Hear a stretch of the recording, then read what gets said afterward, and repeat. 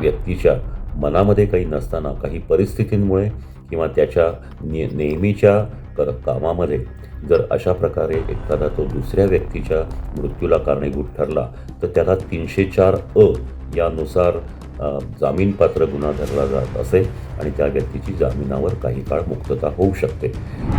आजपर्यंत वैद्यकीय जगतामध्ये ज्यावेळेला एखाद्या डॉक्टरकडून उपचार घेत असताना एखाद्या व्यक्तीचा एखाद्या रुग्णाचा मृत्यू होतो त्यावेळेला त्या डॉक्टरांविरुद्ध हा 304 हे कलम लावावं असं सुप्रीम कोर्टाने काही काळापूर्वी जाहीर केलं होतं.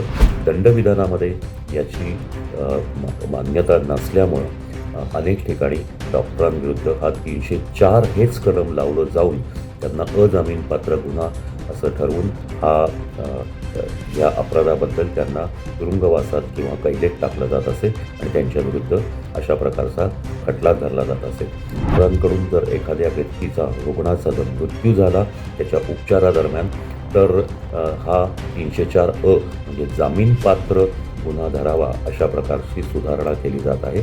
भारतीय दंडविधान 304 प्रमाणे एखादी व्यक्ती निष्काळजीपणे किंवा बेदरकारपणे वागल्यामुळे दुसऱ्या एखाद्या व्यक्तीच्या खून नव्हे परंतु त्याच्या मृत्यूला कारणीभूत ठरली असेल तर तो दंडनीय अपराध ठरला जातो. परंतु कित्येक परिस्थितीमध्ये ह्या व्यक्तीच्या मनामध्ये काही नसताना काही परिस्थितींमुळे किंवा त्याच्या नेहमीच्या कामामध्ये जर अशा प्रकारे एखादा तो दुसऱ्या व्यक्तीच्या मृत्यूला कारणीभूत ठरला तर त्याला 304 यानुसार जामीनपात्र गुन्हा धरला जात असे आणि त्या व्यक्तीची जामिनावर काही काळ मुक्तता होऊ शकते. साधारणतः हा प्रकार ड्रायव्हर्स किंवा अशा प्रकारचे मोठी वाहनं चालवणाऱ्या व्यक्ती ज्यावेळेला अपघात घडतो त्यावेळेला इतर व्यक्तींच्या मृत्यूला कारणीभूत ठरतात. अशा वेळेला या ड्रायव्हर्सना हा 304 हे कलम लावलं जातं.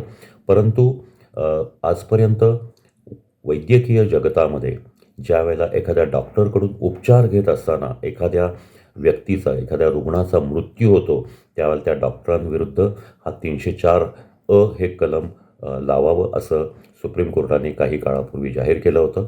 परंतु तरीसुद्धा दंडविधानामध्ये याची मान्यता नसल्यामुळं अनेक ठिकाणी डॉक्टरांविरुद्ध हा 304 हेच कलम लावलं जाऊन त्यांना अजामीनपात्र गुन्हा असं ठरवून या अपराधाबद्दल त्यांना तुरुंगवासात किंवा कैदेत टाकलं जात असे आणि त्यांच्याविरुद्ध अशा प्रकारचा खटला धरला जात असे. परंतु इंडियन मेडिकल असोसिएशनने गेली अनेक वर्ष वारंवार अशी मागणी केल्यामुळं आज संसदेमध्ये डॉक्टरांकडून जर एखाद्या व्यक्तीचा रुग्णाचा जर मृत्यू झाला त्याच्या उपचारादरम्यान तर हा 304 म्हणजे जामीनपात्र गुन्हा धरावा अशा प्रकारची सुधारणा केली जात आहे आणि खरोखरच ही सुधारणा अतिशय स्वागतार्ह आहे. परंतु कुठलेही डॉक्टर आपल्या रुग्णाला उपचार करत असताना त्याच्यात तो वाचावा या दृष्टीनेच प्रयत्न करत असतात. वैद्यकीय शास्त्र हे पूर्ण शास्त्र नाही आहे, हे काहीसं अपूर्ण शास्त्र आहे. उपचार करत असताना रुग्ण जर गंभीर असेल तर तो मृत्यू पावू शकतो. त्याला कितीही योग्य आणि अतिशय व्यवस्थितपणे उपचार दिले गेले तरीसुद्धा रुग्णांचा मृत्यू होऊ शकतो. परंतु कित्येकदा गैरसमजातून हे मृत्यू डॉक्टरांच्या चुकीमुळे घडलेत अशा प्रकारे म्हणलं जातं आणि त्यामुळे डॉक्टरांवर हा 304 चा गुन्हा दाखल केला जात होता.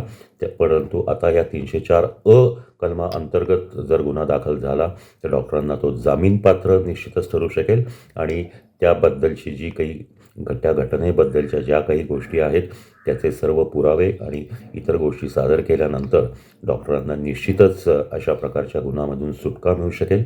त्यामुळं ही जी सुधारणा आहे ही निश्चितच एक प्रकारची स्वागतार्ह घटना आहे आणि याबद्दल भारत सरकारचं निश्चितच अभिनंदन करणं आवश्यक आहे.